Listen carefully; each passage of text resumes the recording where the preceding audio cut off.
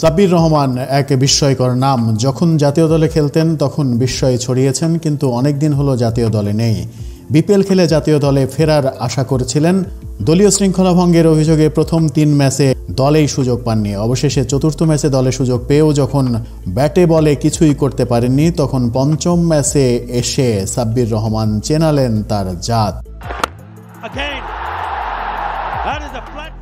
ঢাকা ক্যাপিটালসের বারংবার ব্যর্থতার মাঝে জ্বলে উঠেছিলেন এক সময়ের সেরা টি-20 ব্যাটসম্যান তকমা পাওয়া সাব্বির রহমান। তার ছক্কা ঝড়ে 177 রানের সম্মানজনক সংগ্রহ পেয়েছিল। তবুও হার ভাগ্য বদলাতে পারল না ঢাকা। 5 ম্যাচ খেলে চিটাগাং গেইনসের বিপক্ষে দেখল টুর্নামেন্টের পঞ্চম হার। সাব্বির রহমান 33 বলে 82 রান করেছিলেন। 178 রান তাড়া করতে নেমে 3 বল হাতে রেখে 7 উইকেটে জিতে গেছে চিটাগাং। ম্যাচ সেরা হয়েছেন 21 রানে 3 উইকেট নেয়া খালেদ আহমেদ। ঢাকার দিয়ে 178 রান তাড়াই 55 রানের উদ্বোধনী জুটি গড়ে চিটাগাং। এরপরের ইতিহাস সবাই আমরা জানি। এর আগে সাব্বির রহমান ঝড়ে 177 রান করেছিল ঢাকা। 14 ওভার শেষে 3 উইকেটে স্কোরবোর্ডে তারা তুলেছিল কেবল 88 রান।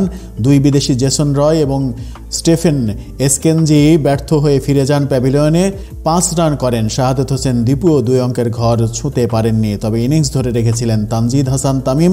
আর অন্য প্রান্তে সাব্বির খেলেছেন নায়কোচিত ইনিংস। 33 বলে 82 রানের ইনিংসে তিনি মেরেছেন 9টি 6।